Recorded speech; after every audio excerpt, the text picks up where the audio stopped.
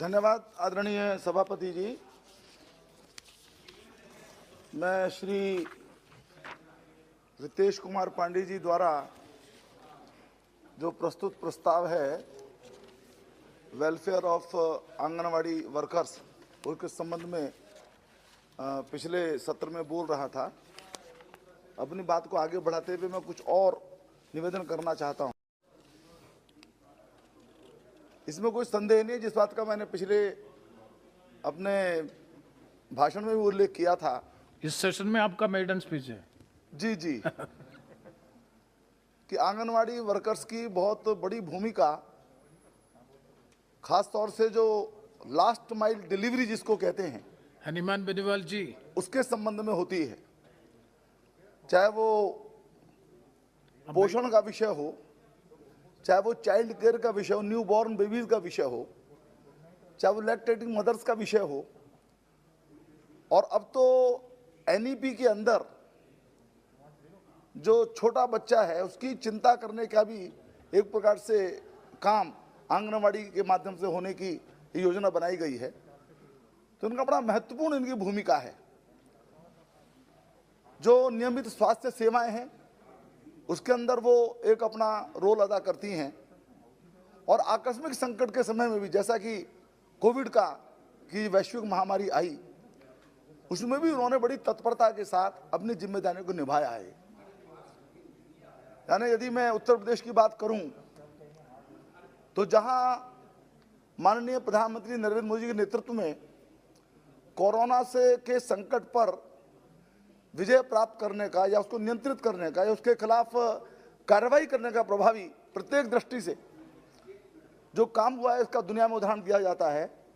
उसी प्रकार से उत्तर प्रदेश के अंदर भी जिस प्रकार से हमारे मुख्यमंत्री योगी आदित्यनाथ जी के नेतृत्व में काम हुआ, वो पूरे देश के अंदर भी अनुकरणीय एक उदाहरण बना है।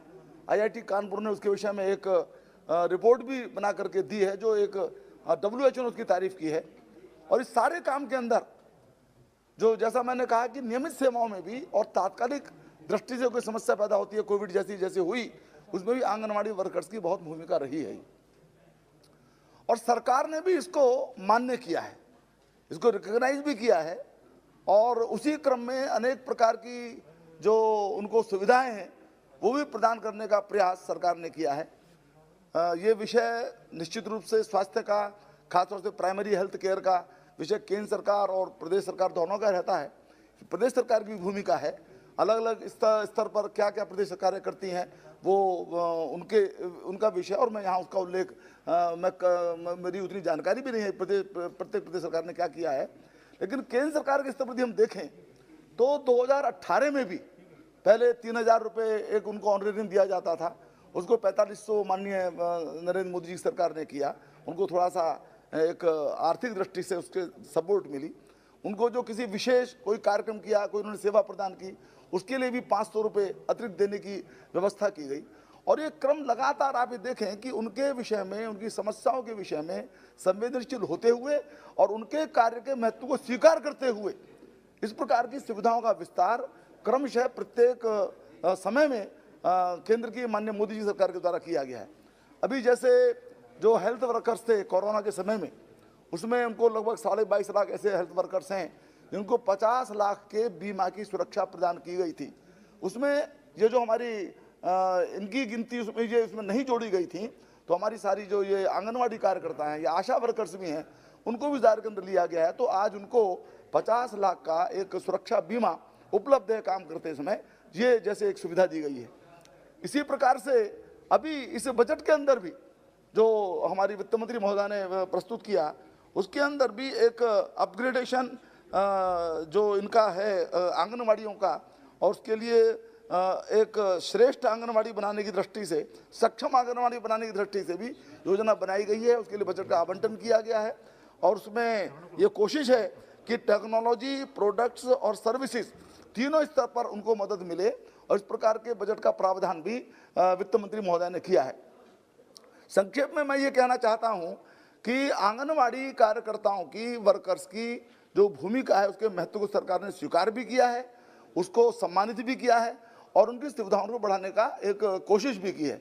लेकिन जिस प्रकार का रितेश पांडे जी ने उन्होंने ये प्रस्ताव रखा है, बस मैं जरूर कहना चाहता हूं कि क्योंकि ये विषय दोनों केंद्र सरकार और प्रदेश सरकार दोनों के क्षेत्र के अंदर आता है, इसलिए ये हो सकता है, इस प्रकार का विचार किया जा सकता है कि एक बार केंद्र सरकार प्रदेश सरकार के अपने जो मंत्री हैं, स्वास्थ्य से संबंधित जिनका काम है या बाल विकास उससे संबंधित जो विभाग हैं, उनके साथ बैठ करके कोई ऐसी योजना बनाए कि इनको और अधिक स्थायित्व इन आंगनवाड़ी कार्यकर्ताओं को दिया जा सके।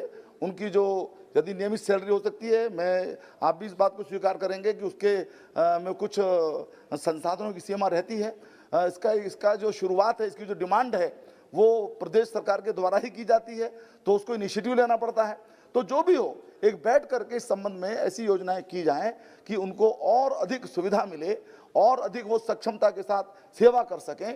और अभी पिछले दिनों ये कोविड के कार्यकाल के अंदर ही उत्तर प्रदेश की सरकार ने उनको मोबाइल ऐप उनको दिए हैं, मोबाइल दिए हैं, जिससे वो बेहतर आंकड़े रख सकें, बच्चों के आंकड़े रख सकें, माओं के आंकड़े रख सकें, उनको ठीक प्रकार से सेवाएं प्रदान कर सकें। मतलब इस प्रकार की और भी जो सुविधाएं हैं वो दी जा सकती हैं।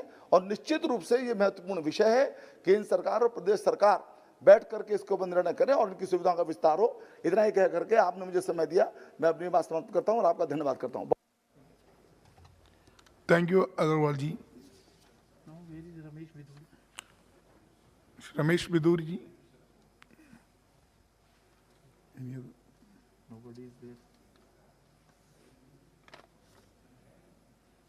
कनकमल कटारा। मिस्टर कटारा।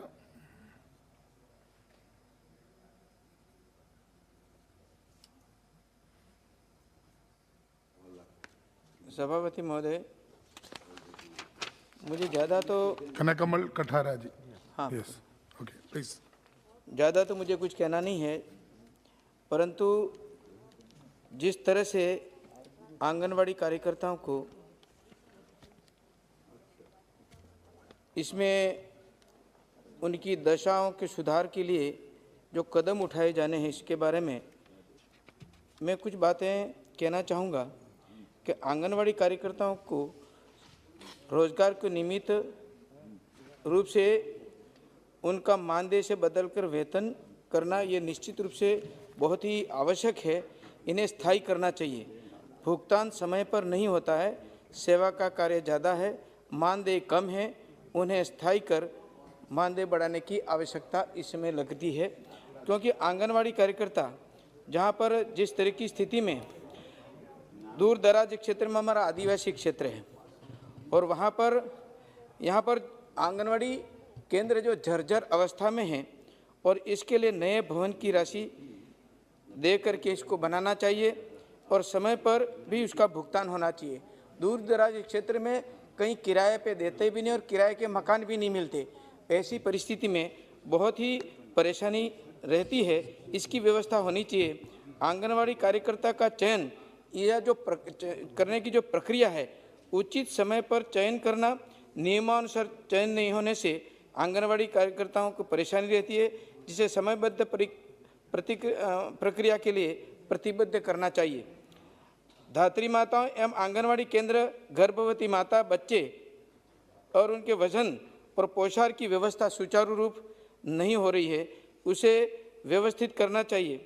पोषाहार व्यवस्था सुचारू रूप के करने के लिए जिस प्रकार की परेशानियां उस क्षेत्र में आती हैं, पूरे देश में हैं, क्योंकि निचले स्तर पर उस आंगनवाड़ी कार्यकर्ता के लिए इतनी परेशानी होती है, इतने काम लाद दिए जाते हैं और बड़ी हैरानी सी महसूस करती है, जिसके कारण से उसकी व्यवस्था करना बहुत ज़रूरी है। मानदेय बहुत कम भी है और उनको स्थायी करने की आवश्यकता इस समय लगती है, क्योंकि वो यह कम मानदेय में इसलिए जो नौकरी करती है कि कम से कम यह मैं स्थायी रूप से यहाँ हो जाऊँगी और मेरे परिवार का पालन पोषण कर सकूँगी। इसी आशा के साथ में वो कम मानदेय में भी काम करती रहती है। तो मेरा निवेदन है कि इसमें इस प्रकार की ओर ध्यान दिया जाए और जिस तरह से शुद्ध पेयजल और जिस प्रकार की व्यवस्था होनी चाहिए उस आंगनवाड़ी सेंटर पे भी नहीं होता। और निश्चित रूप से जो मैं निवेदन करना चाहूँगा कि आंगनवाड़ी सेंटर बहुत उस क्षेत्र में जर्जर अवस्था में और नए बनाने की आवश्यकता, उसकी भी पूरी राशि अलॉटमेंट करके बनाना चाहिए, तभी जा करके यह काम निश्चित रूप से होगा। और अधिकतर चयन प्रक्रिया में ये होता है जहाँ राजनीति के दबाव, जैसे साल भर और 1.5 साल 2 साल तक ये प्रक्रिया चलती रहे तो उस आंगनबाड़ी सेंटर चलता कैसे होगा। इसलिए कोई सरल प्रक्रिया बनाई जाए जिसके कारण से यह व्यवस्था सही ढंग से चल सके। बहुत बहुत धन्यवाद। Thank you Shri Ramesh.